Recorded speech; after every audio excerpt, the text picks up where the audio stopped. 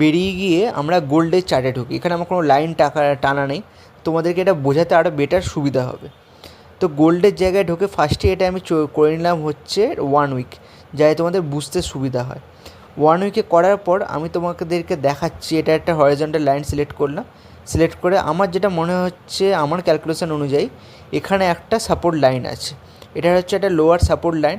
এবার resistance line আমাকে একটা ড্র করতে হবে, কিন্তু তার আগে একটা সেকেন্ড আরেকটা সাপোর্ট লাইন আমি পাচ্ছি এখানে, যেটা এই জায়গাটায় ঠিক হচ্ছে।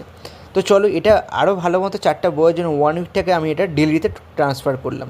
এবার তোমরা দেখে আশা করি বুঝতে যাবে, এখানে নিচের যে সাপোর্টটা তোমরা দেখতে পাচ্ছ 3234 টাকায় বারবার এখানে এসে ধাক্কা খেয়েছে এবং উপরে উঠে গেছে, এখানে এসে ধাক্কা খেয়েছে এবং উপরে উঠে গেছে। এরপরেও যে জায়গাটা নেমেছিল, নেমে কিন্তু ঠিক এই জায়গা থেকে।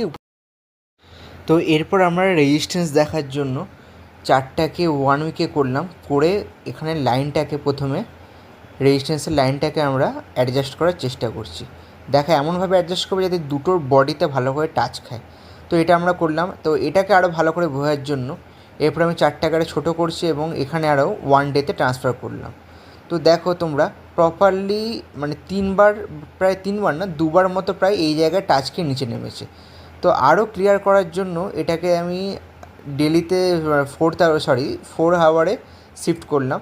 তো তোমরা যারা একদম বিগিনার্স তাদের জন্য আমি একটা কথা বলে রাখি, সাপোর্ট এবং রেজিস্ট্যান্স টানার জন্য আমি যখন প্রথমে স্টার্ট করেছিলাম তখন আমি এখানে রেক্ট্যাঙ্গেল এখানে দিয়ে সাপোর্ট এবং রেজিস্ট্যান্স টানতাম।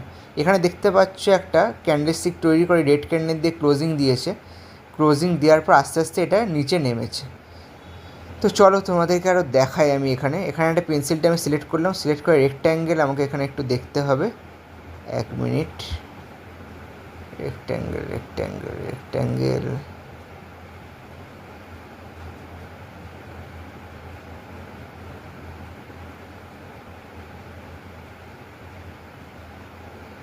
এই রেক্ট্যাঙ্গেল পেলাম।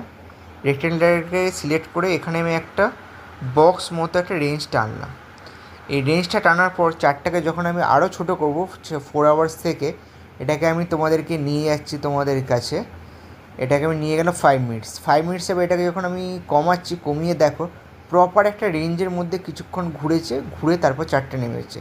তো যারা বিগিনার্স তাদের জন্য এইটা আমি বলবো যে একটা রেক্ট্যাঙ্গেল করেই সাপোর্টিং রেজিস্ট্যান্স টানা, এতে আমাদের বুঝতে খুব সুবিধা হবে।